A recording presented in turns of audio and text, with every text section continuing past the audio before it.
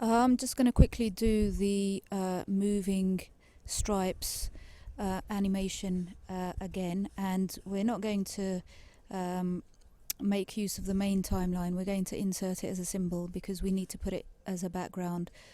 So if I just do new symbol and give this particular one a name, so this particular symbol is just a rectangle, and I'll keep it as a movie clip. So I'm just going to choose, so I'm going to just make it green, so when the green button is pressed, you know, you got green stripes moving along. So this is just for the rectangle, so I've just drawn a stripe. That's it for that particular symbol.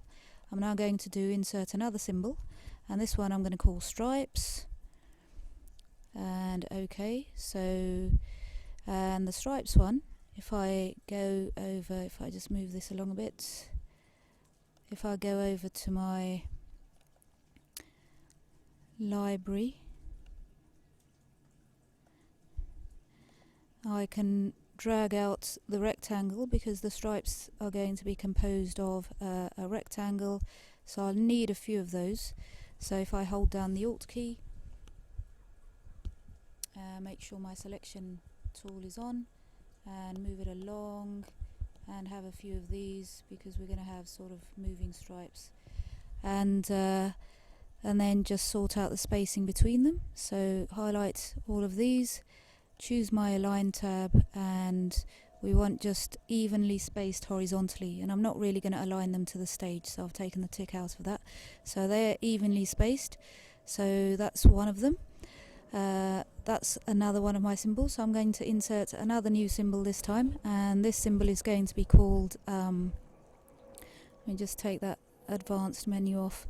So this one is going to be called moving stripes, and you'll see in a minute why we just use different movie clips to do this.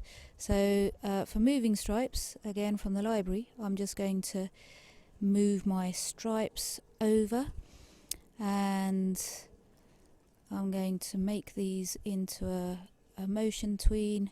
So create a motion tween, insert a keyframe, F6, and then to ensure that we don't have a lot of juddering, what I'm going to do when I move it, so you can hold down the shift key to ensure that we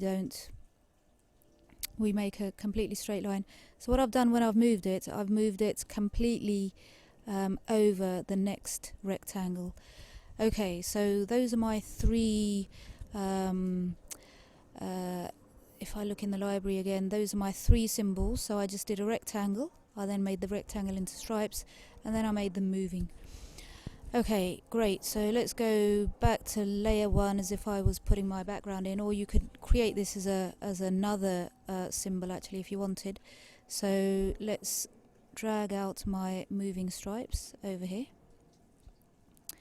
and so for my one lot of stripes, let's just see what happens. So just do Control Enter, and there we've got some moving stripes, and to make this into a particular type of shape, we need to use a mask. So I'm just going to add a new layer here, rename this layer to mask, and right click on it. Oh, actually label this layer properly as well. This is my stripes layer, and so if I go to mask, right click and make it into a mask layer, both layers are locked. If I unlock both layers and make sure I'm selected the mask, so now I'm just going to draw a shape through which I can see my lines. So let's just say one of the shapes is going to be a bit of a triangle like this, and let's fill this shape in.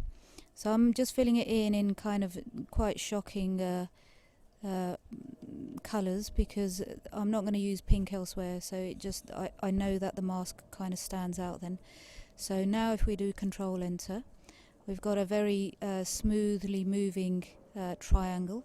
So if you wanted to add another lot of stripes, you can do that very easily just by dragging the stripes across from the library and making another mask for them.